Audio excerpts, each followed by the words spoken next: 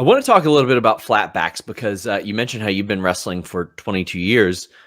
We've interviewed Emily J a number of times, who was not yet born when you started to wrestle.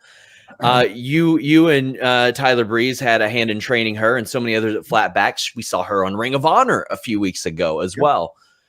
She spoke about how she said one of the things that she likes most about you guys is even after they finish the basic training of that, you're very honest, and you're like, this doesn't look good. This does look good. This is what you should focus on, etc.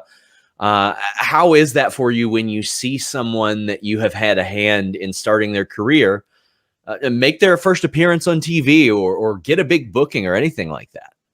It's you feel like a proud papa, so to speak. And I mean that in every sense of the word, whether they're, male talent or female, like Colton Gunn, we trained him too from scratch. So every time I see him on TV or being highlighted in a specific way, I'm very like, oh, man, you're insane levels of improvement with those guys. Papa, unreal. Yeah.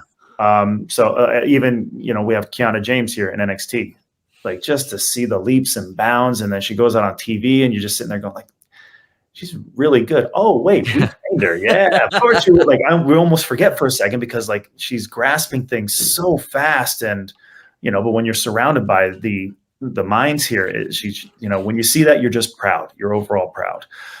When it comes to being honest with talent, like we tell them on day one that, like, look, we don't just save it to the last day of evaluations. You hear what we're going to tell you in evaluations all throughout, because if you don't, how are you supposed to correct anything that could be corrected or needs to be corrected?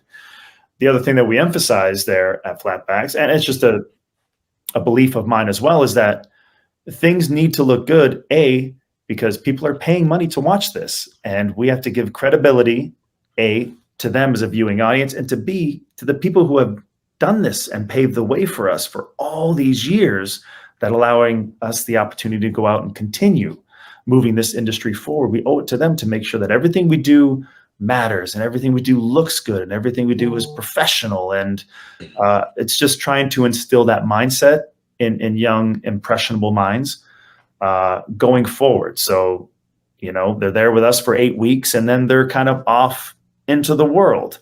Hopefully they carry that level of professionalism, that work ethic to make sure things look good and to keep applying and to keep practicing and all that kind of stuff. So it is an honesty thing, but it's also, there's a lot more behind it than just saying, that doesn't look good.